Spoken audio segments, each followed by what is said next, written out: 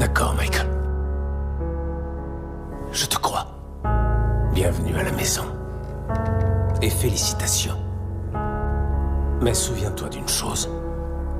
Tout ce que tu as dit, le corps de ton enfant en témoignera. Thomas! C'est pourquoi, à sa naissance, selon... Salaud! Et mollo, tu vas où, là, gamin? Qu'est-ce qui te prend? Tu débloques? Tu es libre de foutre le camp, tu m'entends? Enfoiré! Tu n'es pas libre, Michael. Hein? Tu nous as fait perdre beaucoup de fric. J'ai eu beau te dire de vendre.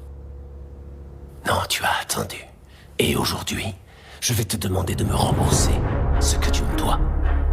On ne manque pas de travail ni de risque à te faire courir. On a été proches autrefois. Aujourd'hui, je voudrais qu'on resserre encore nos liens. Je suis comme ça! Et je n'ai que ça à donner en échange de ce que vous m'offrez. Votre cœur et votre âme. Hier, j'ai failli perdre mon fils.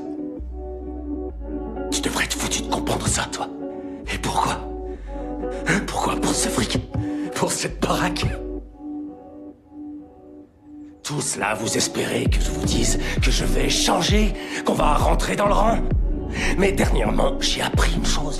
Ces raclures-là, ces pourritures, sont bien pires que nous.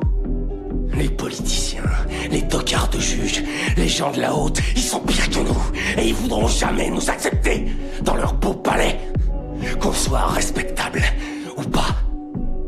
Parce qu'on n'est pas comme eux. Parce qu'on n'est pas comme eux. Parce qu'on vient pas du même monde. J'ai pas raison, Ada.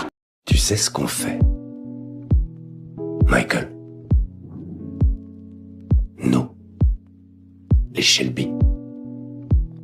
Oui, je crois savoir, oui. Tu as le regard vif. Mais tu es jeune.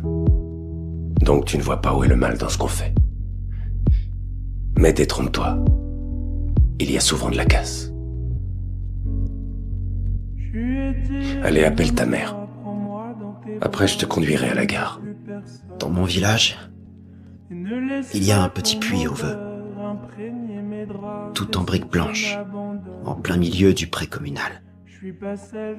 Tout le monde le trouve ravissant.